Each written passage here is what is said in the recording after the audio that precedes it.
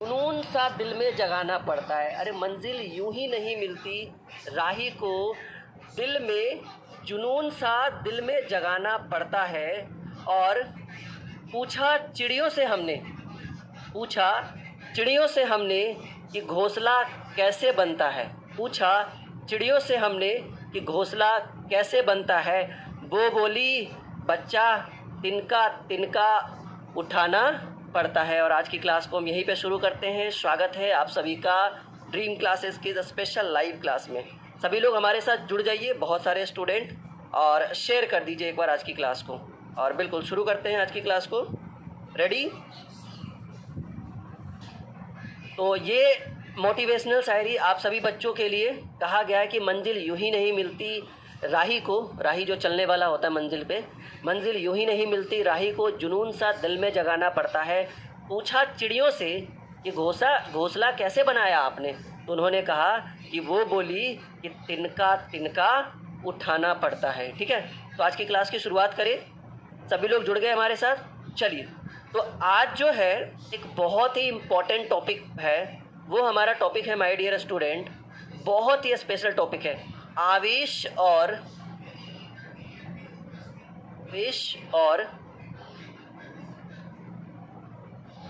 द्रव्यमान के बीच अंतर। आवेश और द्रव्यमान के बीच अंतर। ठीक है, फिर आज ही हम आपको थोड़ा सा पढ़ाएंगे, क्वांटाइजेशन ऑफ चार्ज भी पढ़ाएंगे। रवि कुमार, सभी लोग जुड़ जाइए हमारे साथ। और हाँ, आप हमारे ऐड कोर्स को जल्दी से सब्सक्रिप्शन ले लीजिए, ड्रीम क्लासेस ऐप इंस्टॉल करके, जो हमारा पुराना वाला ऐप था उसी के ऊपर, धनंजय सर। ठीक है, सभी लोग हमारे साथ जुड़ जाइए, शेयर कर दीजिए। और आई थिंक मेरे हिसाब से आज नोटिफिकेशन काफ़ी देर से पहुंचा है, तो इस शायरी को एक बार फिर से बीच में पढ़ाते पढ़ाते फिर से एक बार मारेंगे। ठीक है, ताकि आपकी जो एनर्जी है वो बिल्कुल बनी रहे। नहीं तो चलिए शुरू करें। आज का जो हमारा टॉपिक है माय डियर स्टूडेंट, वो हमारा टॉपिक है कि आवेश और द्रव्यमान के बीच अंतर।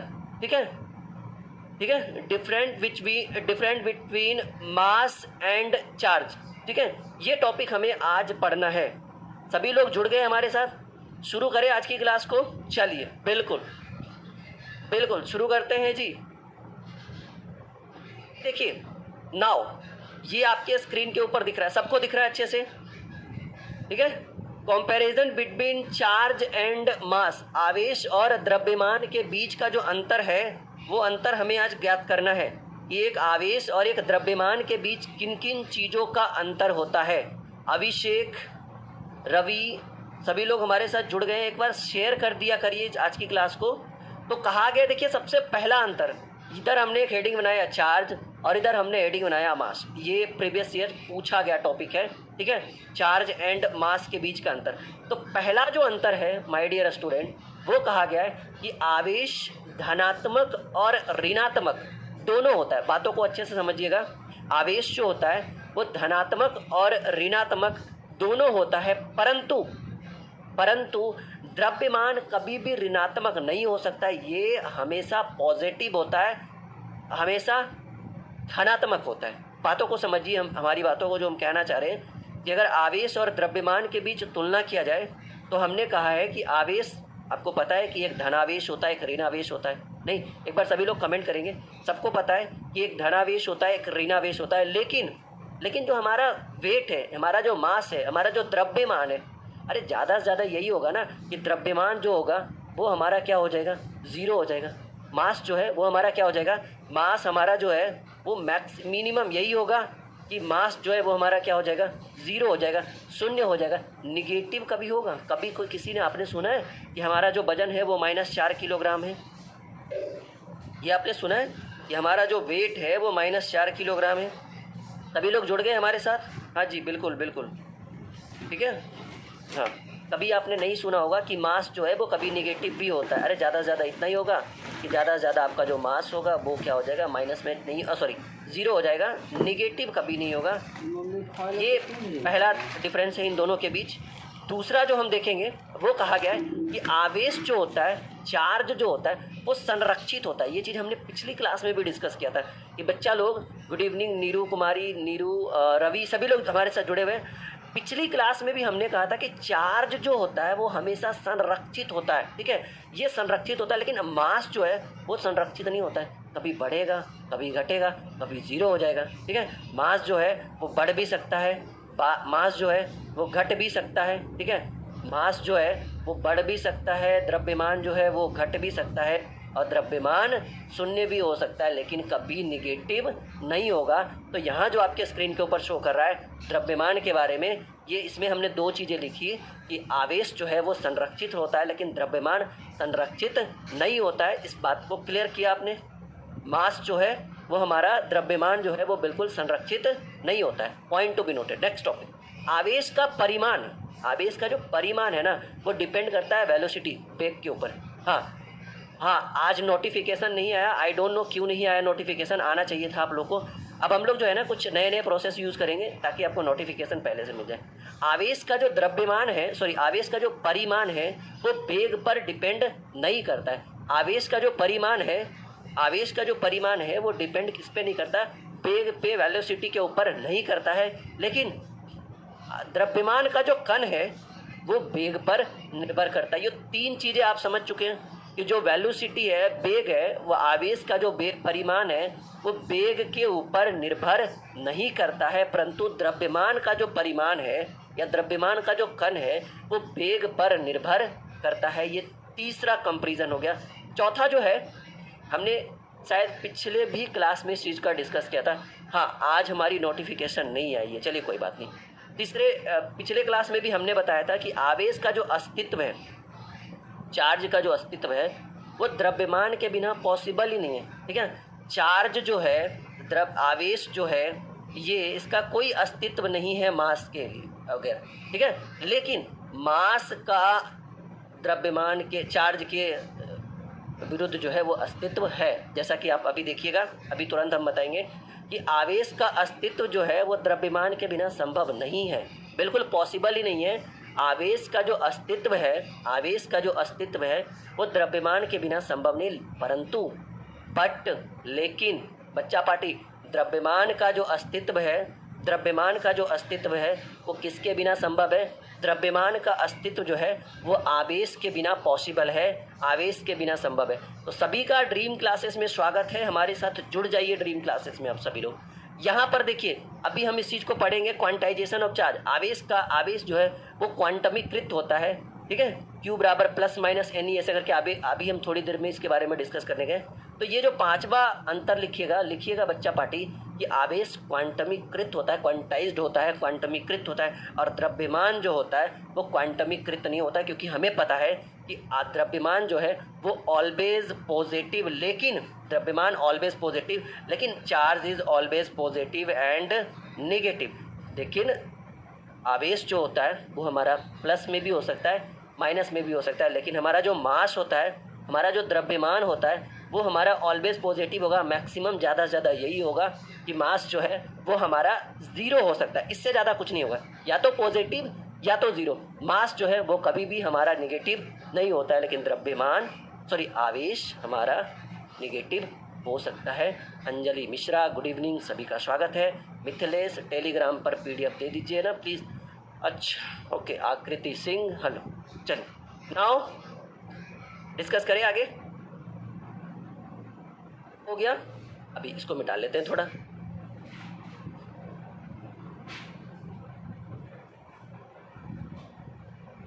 थोड़ा सा बस टाइम दे दीजिए हमें, ओनली 5 to 10 सेकेंड। चलो बच्चा पार्टी, तब समझदार अभी यहाँ पे बच्चे हैं हमारे साथ जुड़े हुए। ये टॉपिक अब हम कवर करेंगे, क्वांटाइजेशन ऑफ चार्ज, आवेश का क्वांटमीकरण, ठीक है। और आज पता नहीं नोटिफिकेशन क्यों नहीं गया आपको, मैं खुद शौक हूँ, इसीलिए हमारे साथ बहुत कम बच्चे अवेलेबल हैं, लाइव हैं, ठीक है। गुड इवनिंग सभी का। तो ये जो टॉपिक है, सॉरी, हाँ, आ जाओ। अच्छा, एक शायरी, क्लासेस तो होती रहती है, ये मैंने स्टार्टिंग में लिख के रखा था सभी स्टूडेंट के लिए, बट हमारे साथ बहुत सारे बच्चे अभी लाइव हुए नहीं थे, तो एक बार फिर से इसको करते हैं। कहा गया है कि मंजिल यूं ही नहीं मिलती राही को, राही जो चलने वाला होता है, जिसको मंजिल की तलाश होती है, मंजिल यूं ही नहीं मिलती राही को, जुनून सा दिल में जगाना पड़ता है। अरे मंजिल यूं ही नहीं मिलती राही को, दिल में जुनून सा जगाना पड़ता है। और पूछा गया चिड़ियों से कि घोंसला कैसे बनाते हो आप। पॉइंट टू बी नोटेड, बातों को ध्यान दीजिए कि मंजिल यूं ही नहीं मिलती, राही को जुनून सा दिल में जगाना पड़ता है। और पूछा गया चिड़ियों से कि घोंसला कैसे बनाते हो आप। पूछा गया चिड़ियों से कि घोंसला कैसे बनाते हो आप। वो बोली कि तिनका तिनका उठाकर बनाना पड़ता है। ठीक है, यानी बूंद बूंद से घड़ा बढ़ता है। और चलिए अब हम पढ़ते हैं क्वांटाइजेशन ऑफ चार्ज, आवेश का क्वांटमीकरण। ठीक है, मज़ा आ रहा है, इंटरेस्ट आ रहा है। ठीक है, पढ़ना लिख। देखिए एक टीचर के अंदर सबसे बड़ा गुण क्या होना चाहिए, वो सामने वाले को इंटरेस्ट दे। पढ़ाई तो हर कोई दे देगा, पढ़ा तो आपको, जैसे देखिए एक पैसा कमाने वाला लोग होता है, तो पैसा तो सब्जी जो बेचता है वो भी कमाता है। ठीक है, लेकिन एक पर्सनालिटी होनी चाहिए, समझ रहे हैं ना। हाँ, धर्मेंद्र तो पिंकू, चलिए संजीत आगे बढ़ते हैं बच्चा party. Now at this time discuss about quantization of charge. हाँ, आवेश का क्वांटमीकरण कहा गया है कि आवेश का परिमाण। नाउ टुडे डिस्कस आवेश का परिमाण इलेक्ट्रॉन का पूर्णांकी गुणज होता है, इसको कहते हैं इंटीग्रल मल्टीपल होता है। और उसे ही हम आवेश का क्वांटमीकरण, क्वांटाइजेशन ऑफ चार्ज कहते हैं। और इसमें Q बराबर एक फॉर्मूला होता है क्वांटाइजेशन ऑफ चार्ज। Q बराबर कहा गया है Q बराबर प्लस माइनस NE, जहाँ Q जो हो गया वो हमारा आवेश हो गया। ठीक है, Q हमारा आवेश हो गया, N जो हो गया वो हमारा पूर्णांक हो गया, मतलब N का मान 1, पूर्णांक की गुणज हो गया 1 2 3 4 5 6, कुछ भी रख सकते हैं N के जगह पर। और E जो है वो एलिमेंट्री चार्ज, मतलब एक इलेक्ट्रॉन के ऊपर जो आवेश होता है उसको कहते हैं E। ये हमारा हो गया। यहाँ तक क्लियर है बच्चा लोग? क्लियर है यहाँ तक? मज़ा आ रहा है? ठीक है, तो क्वांटाइजेशन ऑफ चार्ज में कहा गया है कि आवेश का परिमाण इलेक्ट्रॉन का पूर्णांकी गुणज होता है, इंटीग्रल मल्टीपल होता है। और इसे ही हम आवेश का क्वांटमीकरण कहते हैं। और याद रखिएगा, आवेश के क्वांटमीकरण, क्वांटाइजेशन ऑफ चार्ज के लिए एक फार्मूला होता है Q बराबर प्लस माइनस NE। देखिए जी, एक बात क्लियर, जिन बच्चों को नोट्स चाहिए, वो बच्चे बहुत मैसेज कर रहे हैं सर नोट्स दे दे। बात क्लियर है, अगर आपको ये नोट्स चाहिए जिस नोट से हम पढ़ा रहे हैं, तो इसका सब्सक्रिप्शन लेना पड़ेगा आपको हमारे ऐप के थ्रू या हमारे टीम के थ्रू। इस नोट्स को परचेज़ करना होगा। ठीक है, हाँ जी मित्रेश, बिल्कुल हम रोज़ एक मोटिवेशनल शायरी लाएंगे। अगर आपको ये नोट्स चाहिए जो हम पढ़ा रहे हैं, तो इसको परचेज़ करना पड़ेगा। नीचे चल रहा है ना नंबर, संपर्क करिए, कॉल करिए। कॉल तो हमारी टीम में भी थोड़ी बिजी है, अभी आपको पता है फेस्टिवल आ रहा है। फेस्टिवल के बाद हम कॉल रिसीव करना शुरू करेंगे। अभी व्हाट्सअप कर दीजिए, हम देख लेंगे। ठीक है, हमारी टीम रिप्लाई कर देगी। न्यूट्रल बॉडी क्या है? न्यूट्रल एकदम बिल्कुल ऐसे। ठीक है, हाँ कपड़ा बच्चा न्यूट्रल। क्लियर है यहाँ तक? मज़ा आ रहा है? तो क्वांटाइजेशन ऑफ चार्ज, आवेश का क्वांटमीकरण, इसके लिए कौन सा फॉर्मूला लगेगा? कहेंगे सर इसके लिए फॉर्मूला होता है Q बराबर प्लस माइनस NE। अब एक सवाल है कि सर आपने बच्चा, आप पूछोगे सर ये प्लस माइनस काहे, क्यों दिए प्लस माइनस? ठीक है, बिहारी लैंग्वेज में बोला था काहे दिए प्लस माइनस। तो प्लस माइनस इसलिए दिए कि आपका जो आवेश होता है वो पॉजिटिव भी होता है, निगेटिव भी होता है। ठीक है, हाँ इसीलिए प्लस। एक बच्चा पूछ रहा है सर रिजल्ट क्यों नहीं? हम तो पहले बोले थे रिजल्ट आपका भी नहीं आएगा कुछ दिन, आप ही लोग परेशान हो रहे हो। ठीक है, तो quantization of charge Q is equal two plus minus NE, और N का मान 1 2 3 4। E जो है एलिमेंट्री चार्ज हो जाएगा हमारा एक आवेश के ऊपर जो हमारा वो होता है। क्लियर है? आगे बढ़िए।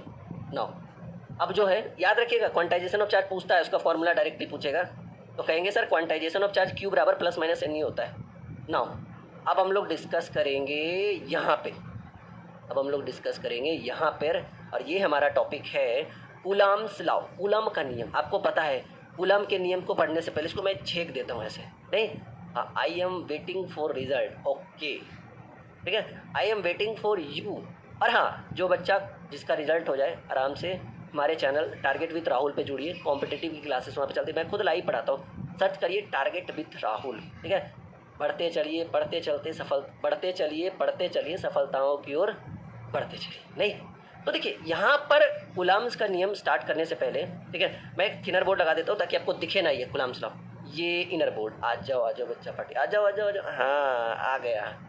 तो देखिए कूलम्ब्स लॉ को शुरू करने से पहले, ठीक है, आपने पढ़ा होगा कि बच्चा आपने पढ़ा होगा कि ये एक मैग्नेट है, ये एक क्या है, मैग्नेट है, ये एक चुंबक है, ठीक है। और ये जो ध्रुव है, या ऐसे रख लीजिए मैग्नेट को, ठीक है, ये एक मैग्नेट है, ये एक चुंबक है, और चुंबक का ये उत्तरी ध्रुव है, ठीक है, और ये दक्षिणी ध्रुव है।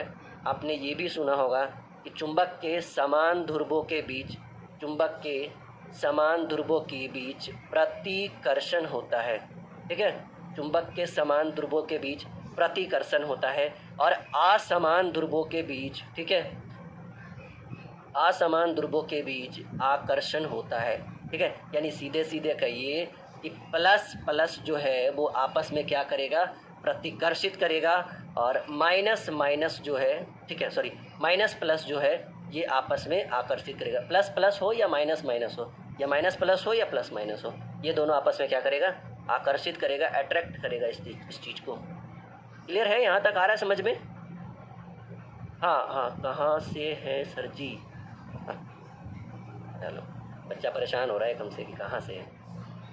चलिए, ये थोड़ा सा, एक सेकेंड, आई थिंक मेरे हिसाब से कुछ दिक्कत हो रहा है।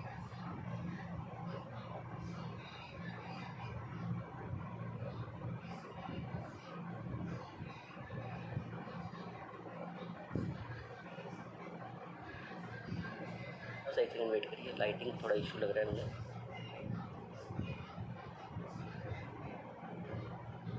नहीं दिख रहा है आपको? नहीं, ये सही नहीं दिख रहा होगा, यही सही था आपका, नहीं? इतना ही ठीक है, नहीं? बहुत अच्छा, यही सही है। तो देखिए, सही दिख रहा है ना इतना? एक बार क्लियर बोल दीजिएगा, सब लोग कमेंट कर दीजिए। बिल्कुल दिख रहा है आपको? हाँ, दिख ही रहा होगा, मेरे हिसाब से तो दिख रहा होगा, बाकी भगवान जाने। ये देखिए, यहाँ पर अब हम पढ़ेंगे कूलम्स का लॉ, सॉरी, कूलम का नियम। तो कूलम्स लॉ में हमने पढ़ा था कि जैसे हमने मैग्नेट में पढ़ा था कि चुंबक के समान ध्रुवों के बीच प्रतिकर्षण और असमान ध्रुवों के बीच आकर्षण होता है, ठीक है। ये नहीं